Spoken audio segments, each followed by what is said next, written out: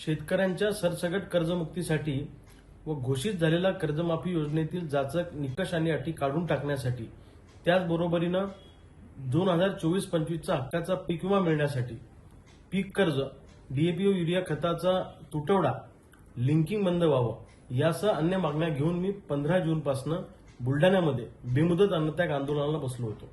5 दिवस महाराष्ट्रातला शेतकरी मोठ्या संख्येनं रस्त्यावर उतरला होता आणि तब्बल 5 दिवसानंतर महाराष्ट्राच्या मुख्यमंत्र्यांच्या वतीनं जलसंपदा मंत्री गिरीश भाऊ महाजन उपोषणस्थळी आले आणि त्यांनी आम्हाला आश्वस्त केलं की सुट्ट्या संपल्यानंतरचे 5-6 दिवस जे पुढचे असतील त्या दिवसांमध्ये आम्ही मुख्यमंत्र्यांबरोबर तुमची विस्तृत अशी चर्चा घडून आणतो. तुम्ही तुमची भूमिका मांडा शेतकऱ्यांच्या वतीनं आणि सकारात्मक बदल त्या कर्जमाफी योजनेमध्ये आपण करू, हा शब्द त्यांनी दिला. सरकारने दिलेला शब्द पाळावा अशी आमची अपेक्षा आहे. हवं तर अजून 4-5 दिवस तुम्ही शिल्लक घ्या बैठक लावायला, आमचं काही म्हणणं नाही, पण बैठक लावून त्यात सकारात्मक मार्ग काढा.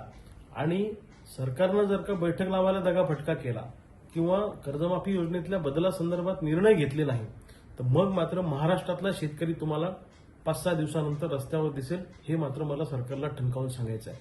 आणि मी स्वतः मुंबईत येऊन आंदोलनाला बसीन आणि एकदा बसलो तर उठणार नाही.